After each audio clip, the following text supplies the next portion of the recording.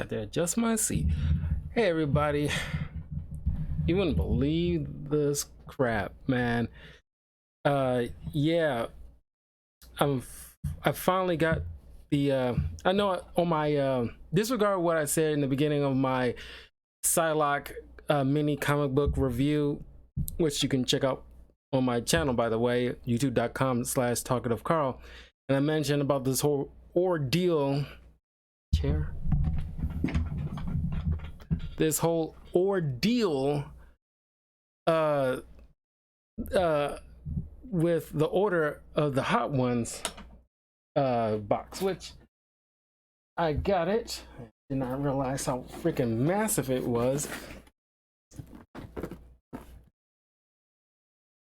Now, of course, it's not sponsored by Hot Ones, but it's something I really wanted to do for, months. I was thinking about it. Hey, I'm assuming it's Shantae. Yeah, but man, it was just like I expected the thing yesterday, and it said like this specific time, but it didn't arrive. And then because the main office that gets my mail closes at 6, and I'm calling up like Amazon, like, yo, where's my package? And hey, thank you so much. But then it's like, oh, okay, well, because something up with the driver. Long story short, they told me like, oh, well, we'll issue a refund. We can just reorder it. So they put it through. Then after I came from the gym today and had to stop in the main office to, place an order for some kind of maintenance, lo and behold, there's my package. So not only got my package, but I retroactively got myself a refund. Fun stuff, all because like I screw up with the driver. So yeah, I got the Hot Ones, I got my wings, and I got some questions here, from I've been collecting. So yeah, so here we go. This is the season 21 of Hot Ones. I'm not an avid Hot Ones viewer. Like I watch, a handful of videos from time to time.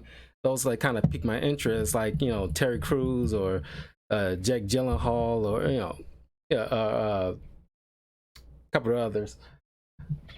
So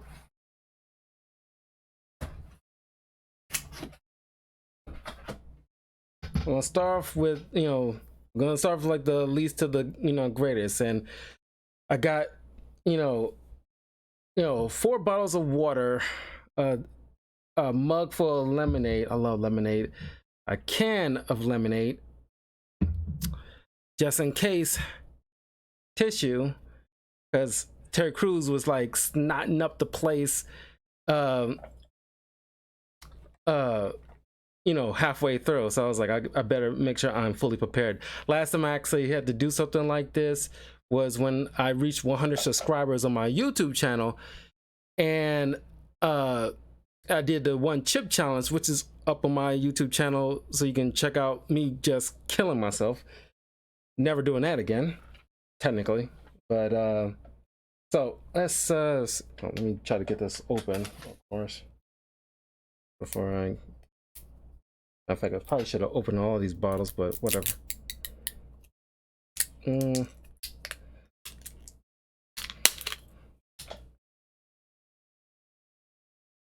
Okay. Okay. First question. What game do you think deserves a sequel? I mentioned this like multiple times. I think, if you ever played the game Dante's Inferno, okay.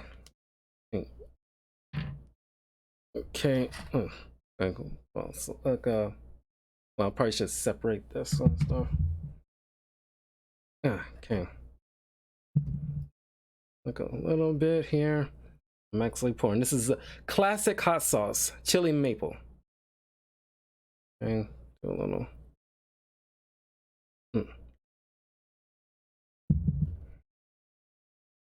I thought it'd be like like a spout, something, you know, like you see in normal hot sauces.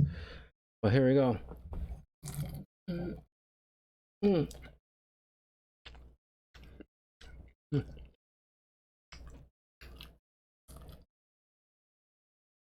Mm. Okay. Have you ever played the game Dante's Inferno? It's based off of the you know, Divine Comedy. One of my favorite stories that I like reading, and it's pretty much in 3 parts, where this famous poet, you know, make a journey through, well, I think he was an actual living person, but his whole thing, I'm not sure if he's on some kind of thanks for the follow, by the way, Shantae.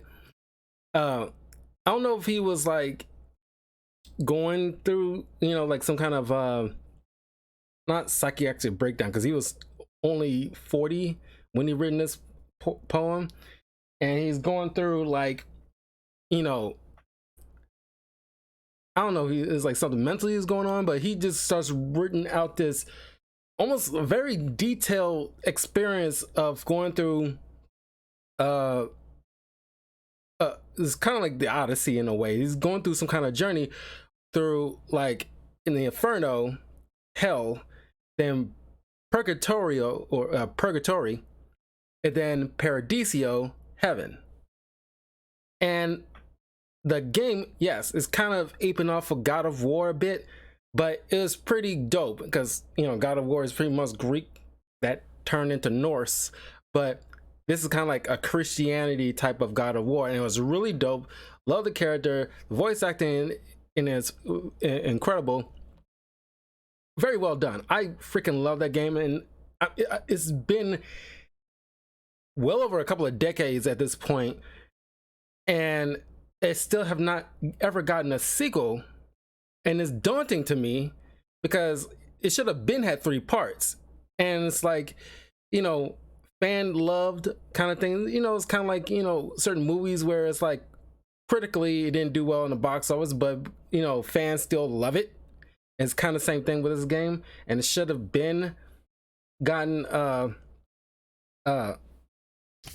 you know, like, you know, a trilogy and wrapped it up with like Paradiso. I'm not sure what the mindset is. Other than that, I think Darksiders,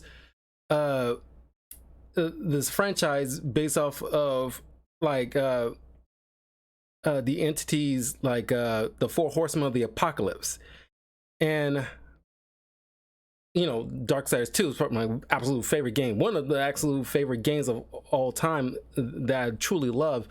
I played like at least, you know, 4 times in a row. But you know, the first one's, you know, based off war. The second one is death. Third one was fury, or you know, maybe like, you know, the fury and strife. You know, I don't know which one was supposed to be famine and pestilence. I'm assuming fury is pestilence, but then we got another game, whereas you think it's gonna be with Strife, the final horseman, but it's more of like a team up with him and the war, and it's like a prequel, which I don't know. We want like you kind of wasted it. I don't know, in my personal opinion, where you need to like a solid game with just him, and then the final game should be, which the first one teased, where all 4 horsemen gathered together to fight off this massive fight, you know, with, you know, some members of heaven and most members of hell all like convening on each other and stuff, with these 4 being like, you know, trying to put an end to this war.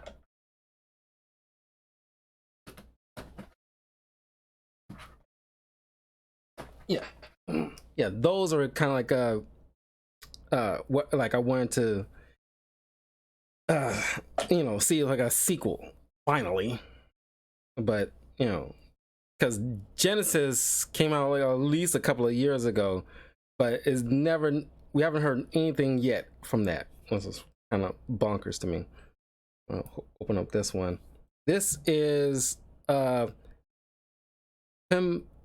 Pimentary. curry verde or curry green. Okay. This is from like new season stuff, so a few of these I don't recognize. Okay, get up.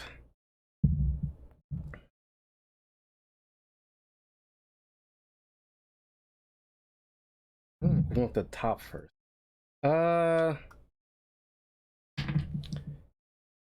Here we go. Let's go a little dab. Oh, there you go. About to say. Oh God, that's way too much. Well, that's the whole point, I guess. Was it hot, or just hot? The first one is just like your basic hot sauce.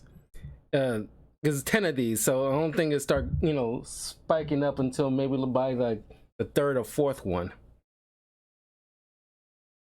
So here we go. Pigment Terry curry verde. I'm assuming it's got curry type of flavor to it. So let's see.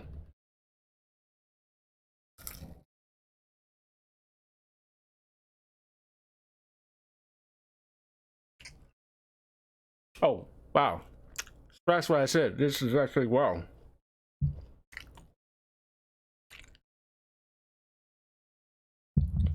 It's actually got a kick. Oh wow. What's the next question? Who are the best couples in movies / TV? Oh my God, yeah. I was thinking about this, actually the other day. One of my favorite TV shows, how like your grandparents have like, they watched a lot of like Matlock or Jag. This TV show called Brooklyn Nine-Nine, which aired on Fox for a while. It had like 8 seasons. It should have been 9 given the name, but it's honestly one of my favorite TV shows that I deeply love and I can watch almost anytime. Doesn't get boring at all. And it's a hilarious show with Terry Crews, Andy Samberg, and a bunch of other people. There's hilarious people. They touch on serious stuff here and there, but it's very, smartly written comedy show. I quote, a lot of stuff from there. But 2 of the best couples from that TV show, one is gay couple, which is Captain Holt and his husband Kevin, and Jake and Amy, both detectives. That those 2 couples are great. And then as far as a movie, is this movie called Destination Wedding. It's one of my earliest movie reviews that I did on the channel, and I go in depth with that in that video. But it stars Winona Ryder and Keanu Reeves. And the reason I like these 3 particular couples because they're like the most realistic and not hackneyed type of couples you normally see in like certain movies like Hallmark or anything like that. They're like, going like, it's not, it's not corny with it, it's not like, they subvert expectations in terms of couples. Like, in Destination Wedding, these are kind of like cynical, but not in like like forced way of being cynical. It's like, yeah, life is like this. I would recommend, it's on Amazon Prime. If you got Amazon Prime, you can watch the movie. And it's like, you think one way how you typically see rom-coms. No, you're focused on these 2 couples. You hear their little life experiences or whatever like that, and some stuff is is dry humor, but it's just like, love is like this. It's like it's it's ridiculous, but they end up still falling in love, and it is just like, okay, yeah. It was written by one of the movie was directed by a guy that written for that TV show Mad Men, but it's like, yeah, these 2, when you look at the couple and how it plays out, yeah, this is like probably how realistic adult couples, you know, interact. And when they hook up, it's, you know, it's like, yeah, I can imagine something like that going down realistically. It's not like all lovey-dovey, you know, like you see in like a Hallmark Christmas movie.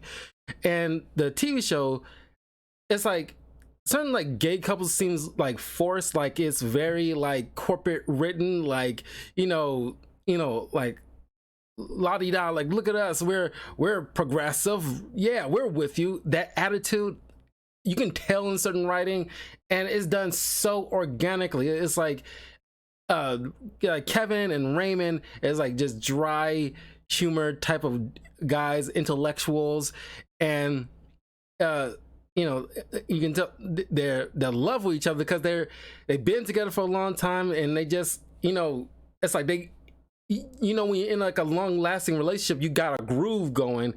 And it's like this one episode where Kevin, lied to his husband to protect him, but it's reasonable because it's like, I do not want to hurt your feelings, because we go on this nice little car drive, we're out talking with each other, and we go pick up this pie, but Kevin doesn't even like the pie, so he he ends up being the one to like throw it away, while Raymond's trying to investigate everybody. He thinks they stole the pie, thinking somebody ate it, but it turns out like, oh, I see it in the trash, and it's neatly placed there. There's only one person I know who neatly places things in the trash. It's my husband. And he confronts him about it, and it's like, well, we don't have to buy the pie. We can just enjoy like just a nice car ride in silence like we usually do. And it's like a car ride with no point. Raymond, that's so daring. And it gets a chuck out of me. It's like, these two really love each other. And it's like, this should be the blueprint of how to make gay couples. And instead of being so corny with it like you typically see in movies and TV, like it drives me crazy. And Jake and Amy, they start off like, like you see like in Friends, like the whole will they won't they attitude. That doesn't last long. You can tell that they enjoy hanging out with each other and teasing each other and stuff like that, and it builds into a solid relationship, and probably has like one of the best proposals I've seen in media. It's so brilliant. I don't want to spoil too much, because I do encourage you guys to check out Brooklyn Nine-Nine. It's like 8 seasons. It's hilarious. There's a proposal he does with Amy. It is such genius, and I kind of want to, copy that whenever I get in a serious relationship with a girl, and I want to kind of copy that, because that is brilliant. That's a smart way to play it. Okay. Yeah, those are the three couples like I think is like the best done in like, TV and movies I ever seen.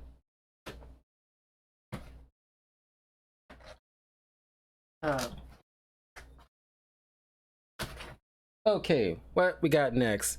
Oh, lemon pepper hot sauce. So I don't imagine this being that hot, because we all had lemon pepper on stuff before. So, but I say that without tasting it. So it says zesty on it, so it's probably got some kick to it on some level.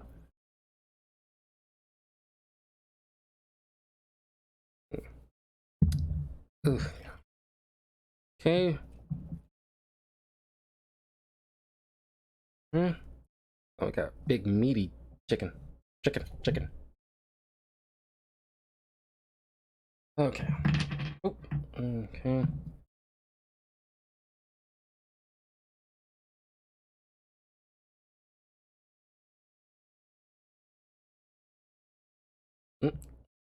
And this should be enough.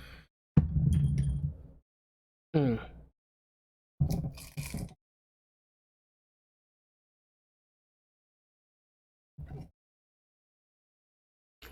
Mm.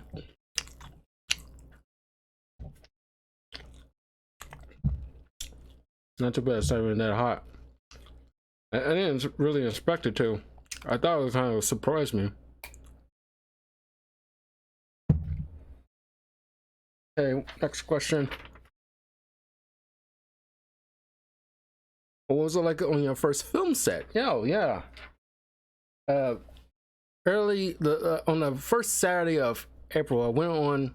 I was an extra in this kind of vampire short film thing, and it was at this kind of like a funeral thing, and like uh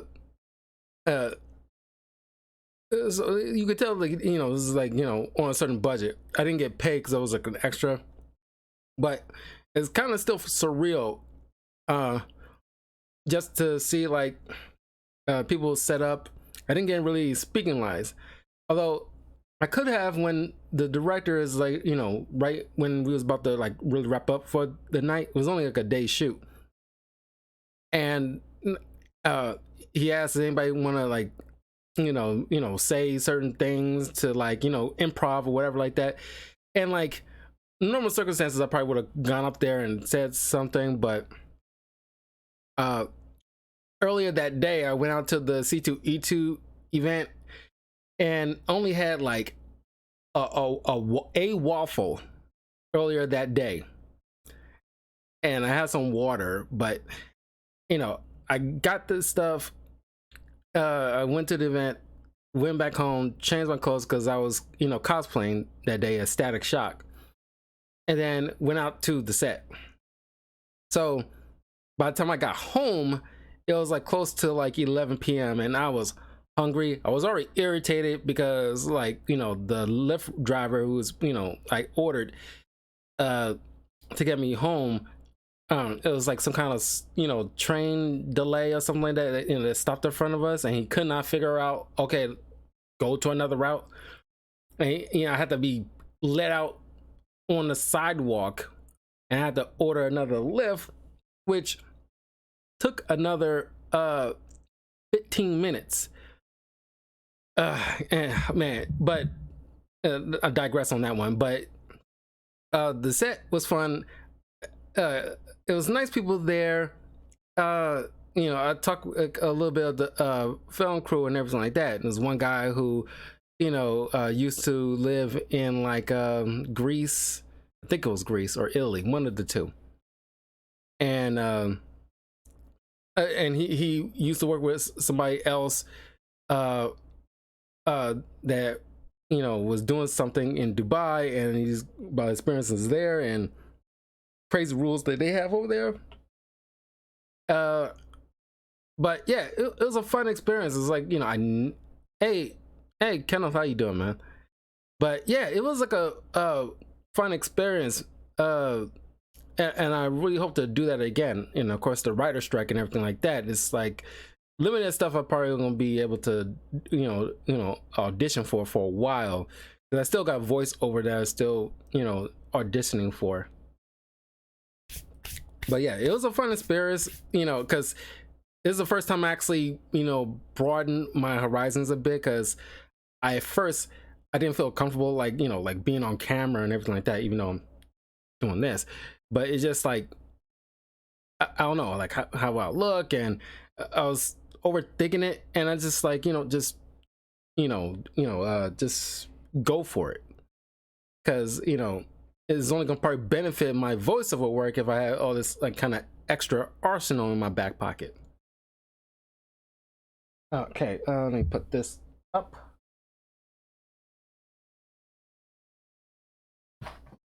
Oh, and I'm on set getting killed in 6 different takes by very hot women, mind you. So, and that's pretty much, you know, what happened to me there on set as an extra. Like, I'm just getting murdered. Okay.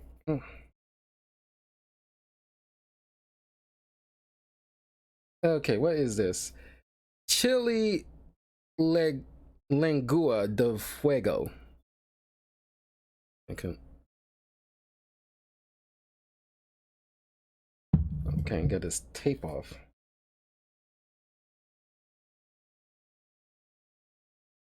Okay.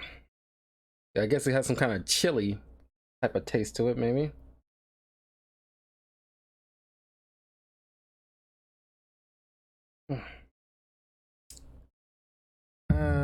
Okay.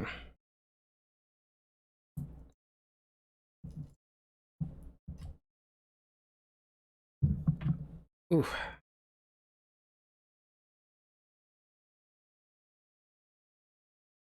Okay.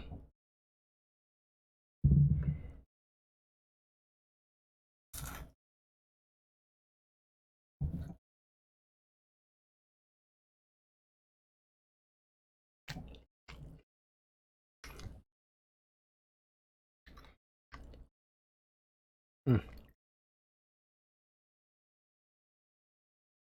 Okay. Ah. Didn't need any water or lemonade just yet, but give it a minute. What movie director do you want to work with? Oh man, that's always like that's kind of a lot, man. That's a lot of directors. One being Tim Burton. I love Tim Burton. Honestly, one of my favorite directors. Ooh, it's taking my throat.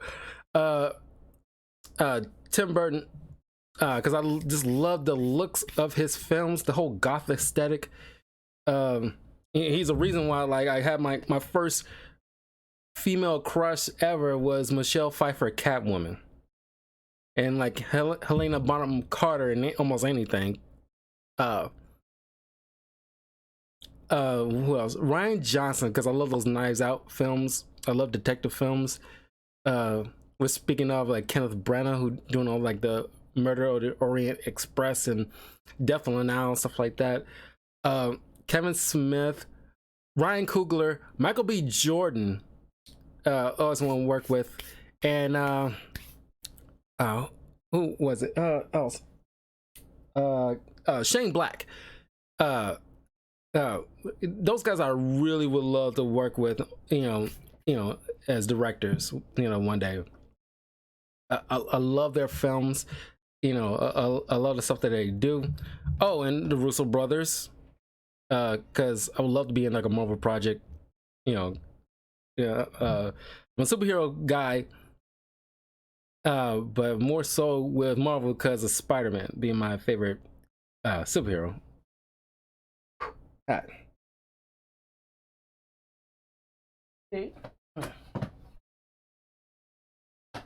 Okay. This is the fourth hot sauce, and I think it's gonna start kicking up a notch. Los Calientes. Los Calientes. Ooh. That chili thing is, left like a sharp tang in my throat. Ah. Not enough for me to, rush to the water source, but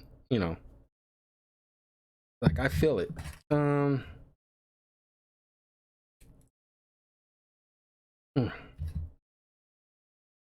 Ooh. Why don't I open up these tops first before I get to the chicken?